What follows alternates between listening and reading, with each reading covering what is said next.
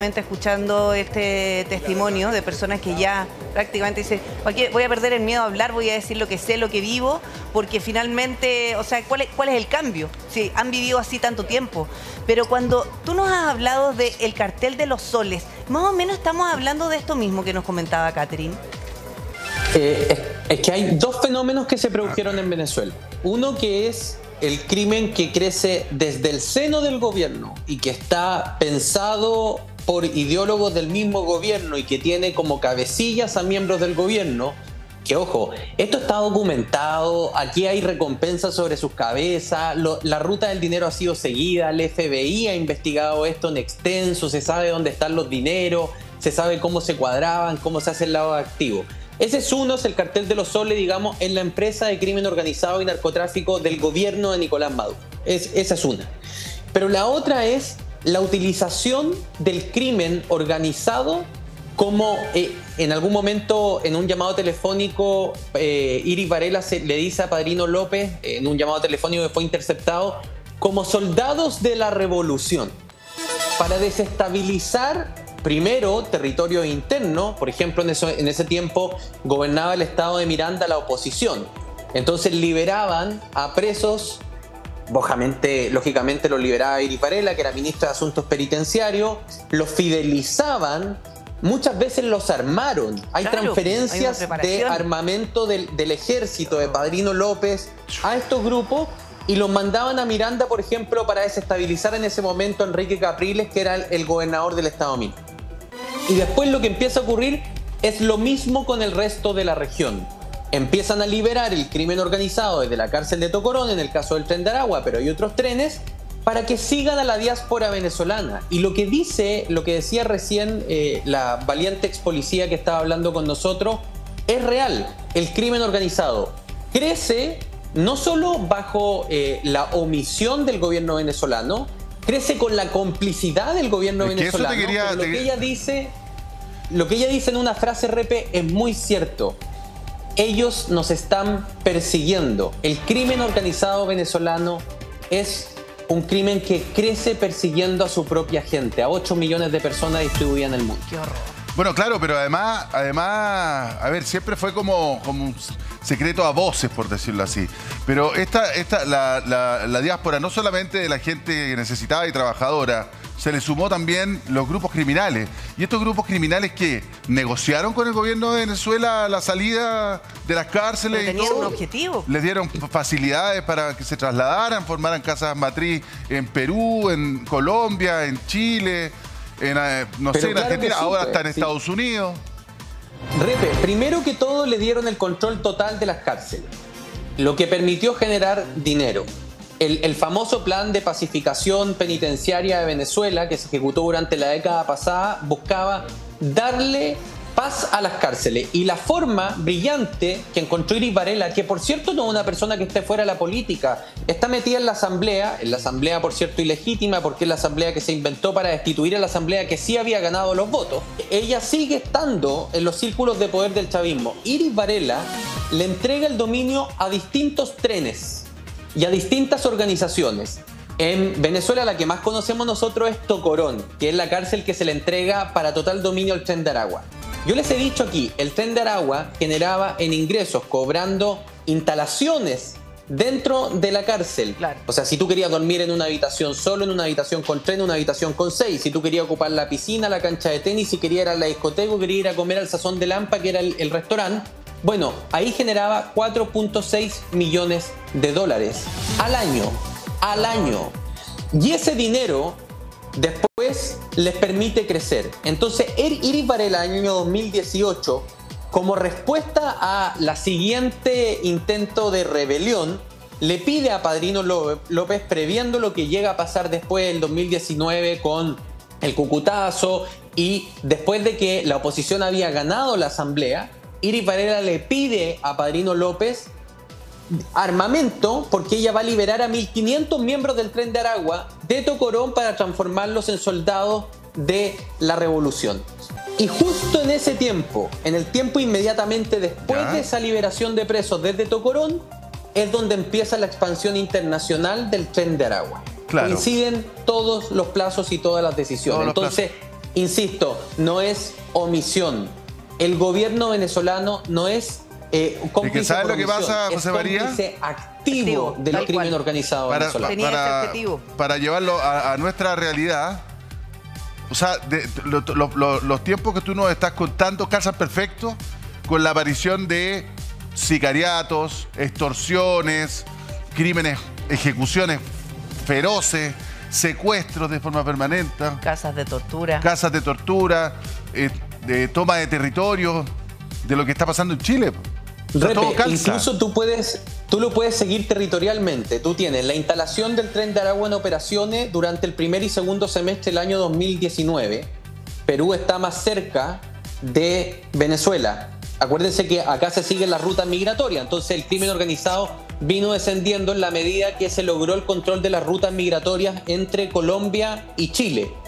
Y después tienen las primeras operaciones en investigaciones de la PDI del Tren de Aragua el primer semestre del año 2020. O sea, uno puede seguir incluso territorialmente, cronológicamente. Sí. Liberación de reos en Tocorón, instalación en Ecuador y Perú y finalmente instalación en Chile. José María, otra pregunta, que esta es una pregunta que nos ha llegado harto por el WhatsApp. ¿Podrá haber sido también esta, abro las cárceles, vayan para allá y vayan a Chile por parte del gobierno Maduro, respuesta al cucutazo, al fallido intento de traspasar ayuda humanitaria por parte del expresidente Sebastián Piñera? Honestamente yo creo que no. La liberación se produce antes del cucutazo. La liberación de los reos se produce antes de que el cucutazo existiese y después, a mi juicio, lo que hacen es operar en lógicas económicas. Cuando tú sales a un país que se ha empobrecido, pero sabes que tu diáspora en el extranjero tiene muchos más recursos y tú además tienes poder extorsivo sobre sus familias, porque yo te tengo controlada la familia aquí en Caracas, entonces puedo someterte a mi extorsión en el destino donde tú estás. Lo que hace el crimen organizado es darse cuenta que el dinero no estaba en Caracas ni en Venezuela, el dinero estaba afuera, con un mercado potencial en distintos países que le iba a permitir extenderse. Entonces, puede haber un poco de geopolítica, pero a mí en ningún reporte, en ninguna entrevista que realicé a la inteligencia de distintos países evidencia me dieron seria que me hicieran pensar que una cosa detona la otra. A mí la evidencia que tengo es que las liberaciones de presos se producen antes del cucutazo y después el análisis que me hacen académico y experto en crimen organizado es más bien un análisis económico que un análisis geopolítico. Perfecto. Ahora, José María, yo me imagino que aquí nosotros podemos sacar muchas conclusiones y años después de todo lo que está ocurriendo en nuestro país, porque coincide básicamente con la liberación de estos presos, pero cuando nosotros consideramos que parte del gobierno de Nicolás Maduro es precisamente quien está detrás del cartel de los soles, es el fundador, no es que se haya sumado, y además tenía un objetivo claro, que incluso puede ser desestabilizar los gobiernos de la región. O sea, a ver, de Maduro y su gobierno no nos perdamos. Yo le estaba diciendo si el crimen organizado puede haber estado... A nivel geopolítico, Nicolás Maduro sí se ha propuesto desestabilizar la región. Y ojo, y aquí quiero, perdón que me salga un poco, pero acá se hacen muchas diferencias entre Chávez y Maduro. Muchas. Todo el tiempo. Como no, Chávez era más buenito, Maduro más malulo. Eso es falso. La erosión democrática en Venezuela comenzó con Hugo Chávez, con todo su nombre y con todas sus letras. Quien cerró los medios de comunicación en Venezuela fue Hugo Chávez. Quien hizo un plebiscito constitucional que después no respetó su resultado fue Hugo Chávez. No intenten desvestir a Hugo Chávez de santo. Quien nombra a su sucesor natural, a Nicolás Maduro, es Hugo Chávez. El chavismo no se puede separar del madurismo, no se puede entender la erosión democrática y la dictadura venezolana si no se entiende el proceso completo. Hugo Chávez no son los cómplices, no es ningún santo, es autor intelectual de la dictadura venezolana. Cierro ese paréntesis. Ellos siempre tuvieron como objetivo la geopolítica y desestabilizar los gobiernos. Interferieron en elecciones en Ecuador, se cuadraron con Correa y con Evo Morales en Bolivia, intentaron de injerenciar. Acuérdense que en Chile tenemos investigaciones de dinero que llegaron de Venezuela, incluso a la Universidad Arcis. Sí, claro. Todo eso es injerencismo político. Absolutamente, y no solo eso, acuérdate los maletines que le llegaron a Argentina, también procedentes de Venezuela, maletines llenos de plata, llenos de dólares en verdad. No, sí, injerencista Chávez fue, por supuesto, digamos, eso no cabe ninguna duda. Vamos a Providencia, donde está Rodrigo Pérez, para saber cómo está el ambiente en ese lugar. Rodrigo. Así, a ver, la verdad es que mira, conversando fuera de cámara nos cuentan muchas historias y que incluso tienen miedo de contarla acá, ahora, en este momento. Incluso cuando ven un poco acorralado, debilitado o aislado, como ellos mismos lo dicen, al gobierno de Maduro, tienen miedo de comentar, por ejemplo, los lazos que puedan tener el crimen organizado acá, asociado justamente al gobierno de Maduro, lo que estaba comentando José María ahora, ¿no? Hace solo minutos. Entonces, lo cuentan, pero me dicen, en cámara no podemos, porque puede haber alguien acá, alguien me puede ver. Imagínate tú, están a kilómetros de distancia y tienen miedo justamente del crimen organizado. La verdad es que están todos contando un poco su situación de que quieren volver y que tienen algún grado de esperanza, pero se entiende también el temor. ¿Te escucho, José? No, lo que pasa es que efectivamente ellos, mira, ¿cómo será la situación que han vivido y que viven? Que seguramente de todos los venezolanos que llegaron a hacer trámites sospechan que puede haber 1 o 2 sapos ahí. ¿Para qué andamos con cosas? Más vale calladito, yo vengo a hacer mi trámite. El nivel de desconfianza que hay. Por supuesto, pues, se sospecha de todo. Claro, que saben que revisan los Instagram, las redes sociales. El gobierno revisa todo, absolutamente todo, las publicaciones que hacen, si eres influencer o no. Y ahí te pasan la cuenta cuando vuelves a Venezuela. Te pasan la cuenta cuando... Bueno, te la pasan... Bueno, por lo mismo se rechazó también tantas personas que quisieron ir a ver las elecciones a Venezuela. ¿A ti te ha pasado en alguna oportunidad, Ale? Es que yo no he vuelto. Yo no he vuelto, pero ayer yo publicaba algunas cosas también en mi Instagram, publicaba y mi mamá decía, ojo, que tú sabes ¿Porque no has podido o porque no has querido? No, yo no he vuelto porque tengo el tema del pasaporte. Yo acá soy chilena, pero tengo doble nacionalidad y mi pasaporte venezolano no lo tengo porque la embajada funciona pésimo acá. Tardas 2-3 años para que te llegue el pasaporte venezolano. Entonces yo puedo salir de Chile como cualquier chilena, pero a la hora de entrar a Venezuela puedo entrar con mi pasaporte vencido, pero ¿cómo me devuelvo a Chile? Si yo trabajo acá, vivo acá, soy de acá. Claro. ¿Me entiendes? Ese es el problema. Pero claro, hay gente que, José María, que tú te conocerás también en Estados Unidos, que publican cosas en su Instagram, que son medio influencers, y van a Venezuela y los persiguen, los detienen o los desaparecen, ¿o no? Sí, hay varios casos de youtubers incluso que han ido con regalo y dinero para compartir con la gente y el gobierno ha terminado persiguiéndolo en las calles. Bueno, ojo, al mismo... Qué bueno nuestro corresponsal, qué bueno José Arnaldo en Caracas. La verdad es que ha hecho un trabajo extraordinario, pero a José Arnaldo, no sé si ustedes saben, ayer mientras fue a Petare a entrevistar gente, lo estaban grabando desde el gobierno venezolano. El mismo, o sea... José Arnaldo estaba entrevistando a una persona con una cámara y a José Arnaldo lo estaban grabando desde atrás cómo entrevistaba a esa persona, para que sepan en el fondo el nivel de trabajo que está realizando el extraordinario corresponsal de Canal 13 en Caracas. Yo solo quería decirles que yo solicité visa para ir a cubrir esta elección y por culpa de este programa no me la dieron.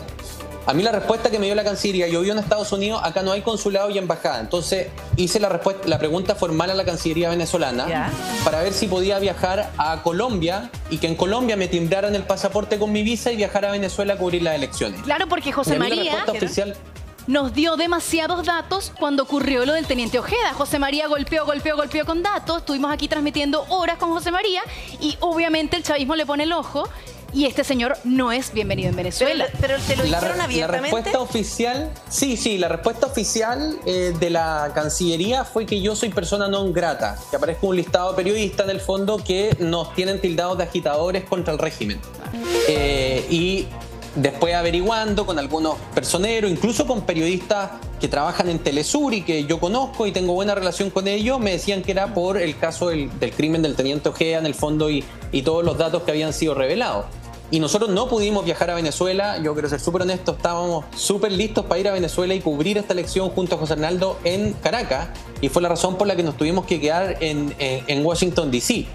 Pero quiero poner una reflexión aquí arriba de la mesa súper importante porque siento que en Chile Chile no es inocuo a lo que pasa en el mundo. No se nos olvide cómo Venezuela llegó a esto. Venezuela llegó a esto después de que dos partidos durante décadas y décadas terminaron cansando a la gente ante la falta de respuesta y los niveles de desigualdad social que existía en el país. Una clase empresarial, ojo, para que escuchen, en Chile, súper desconectada de la gente, que después le intenta hacer incluso un golpe de Estado a Chávez en el 2003 y le termina a Carmona disolviendo el Congreso, que no se nos olvide. Pero todo ese fenómeno que se produce en Venezuela se produce porque la gente vota primero a Chávez y lo vota como un outsider ante la falta de respuestas de su propia clase política.